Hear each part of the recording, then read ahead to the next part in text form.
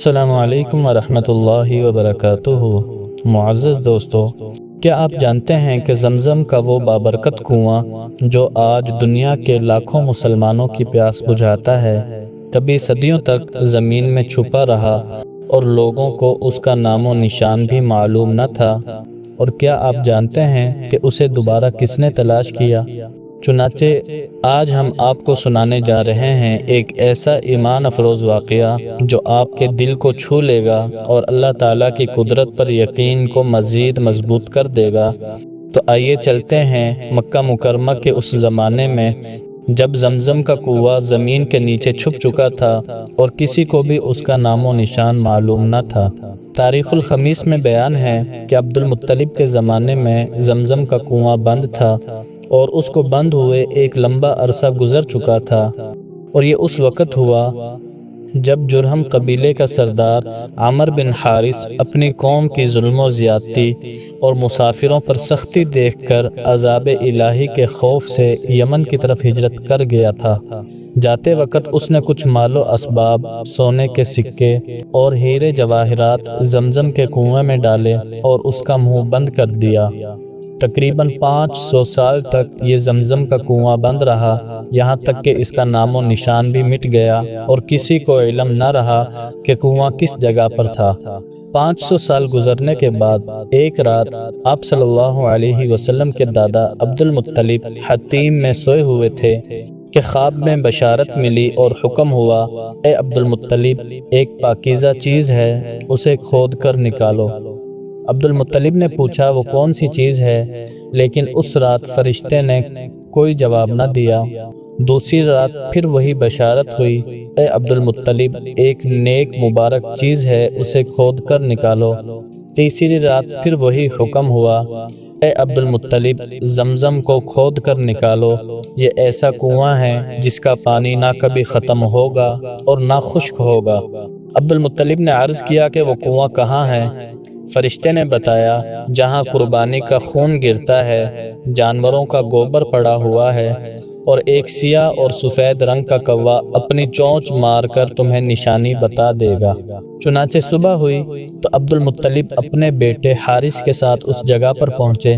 تھوڑی دیر میں واقعی ایک سیاہ اور سفید رنگ کا کوا آیا اور اپنی چونچ زمین پر مارنے لگا تو عبد المطلب نے فوراً وہاں سے کھدائی شروع کر دی۔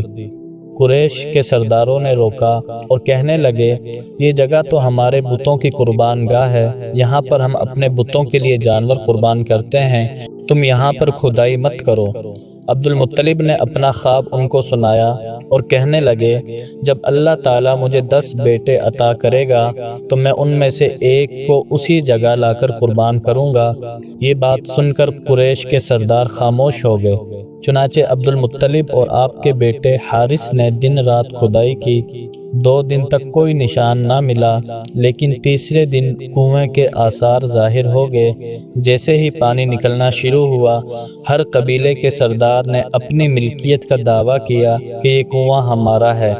تو عبد المطلب نے ان سے کہا، یہ اللہ تعالیٰ کا عطیہ ہے، یہ کنواں 500 سال سے بند تھا، آج اللہ تعالیٰ نے ہمیں عطا کر دیا ہے، لہذا یہ کنواں ہمارا ہے۔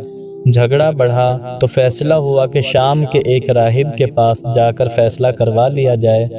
سب قبیلوں کے لوگ سفر پر روانہ ہو گئے۔ 10-12 دن بعد راستے میں ہی پانی ختم ہو گیا۔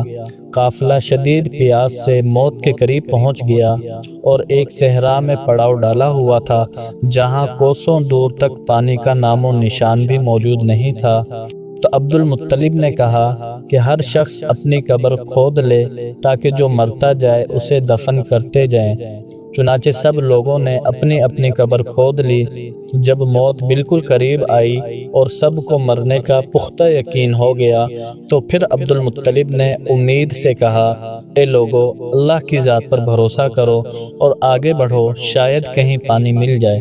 اللہ تعالیٰ کی ذات سے نا امید نہیں ہونا چاہیے۔ چنانچہ پھر سب لوگوں نے اپنا اپنا سامان درست کیا اور نہایت ہی نا امیدی کے عالم میں آگے بڑھنے لگے۔ سب سے پیچھے عبد المطلب اپنی اونٹنی پر سوار ہوئے۔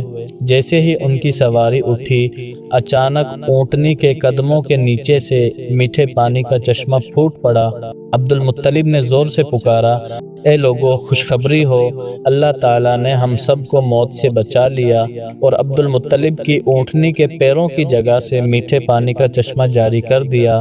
چنانچہ سب لوگوں نے خوب سیر ہو کر پانی پیا، اپنے برتن بھر لیے اور اپنی جان بچائی۔ اس کے بعد عبدالمطلب کہنے لگے کہ چلو اب اس راہب کے پاس چلتے ہیں اور اس سے فیصلہ کرواتے ہیں کہ زمزم کا کنواں کس کا ہے۔ یہ سن کر قریش کے وہ لوگ بولنے لگے، اے عبدالمطلب، اب راہب کے پاس جانے کی ضرورت نہیں۔ جس اللہ نے ریگستان میں تمہاری برکت سے ہمیں پانی دیا ہے، اسی نے مکہ میں زمزم تمہیں عطا کیا ہے۔ ہم سب اپنا دعویٰ چھوڑتے ہیں، یہ زمزم کا کنواں تمہارے ہی لیے ہے۔ اس اللہ نے آسمانوں سے تمہارے حق میں فیصلہ کر دیا، لہذا اب زمزم صرف تمہارا ہے۔ یوں اللہ تعالیٰ نے عبدالمطلب کے ذریعے زمزم کے کنویں کو دوبارہ ظاہر فرمایا اور سب لوگوں نے ان کی بزرگی اور برتری کا اعتراف کیا۔ دوستو، اس ایمان افروز واقعے سے ہمیں یہ سبق ملتا ہے کہ اللہ کی ذات پر بھروسہ کرنے والا کبھی محروم نہیں رہتا۔ اللہ تعالیٰ اپنے بندوں کے لیے ایسے ایسے دروازے کھول دیتے ہیں جن کا وہ بندے سوچ بھی نہیں سکتے۔ اللہ تعالیٰ جسے چاہتے ہیں عزت عطا فرماتے ہیں اور جس کے لیے چاہتے ہیں اپنے غیبی خزانے کھول دیتے ہیں۔ دوستو، یہ تھا آج کا ایمان افروز واقعہ۔ مزید ایسے ہی سبق آموز واقعات حاصل کرنے کے لیے ہمارے چینل قصص الفلاح کو سبسکرائب کر لیں اور بیل آئیکن کو دبا دیں، ساتھ میں نوٹیفیکیشن کو بھی آن کر لیں۔ تو چلیے ملتے ہیں اگلی ویڈیو میں، تب تک کے لیے اللہ حافظ۔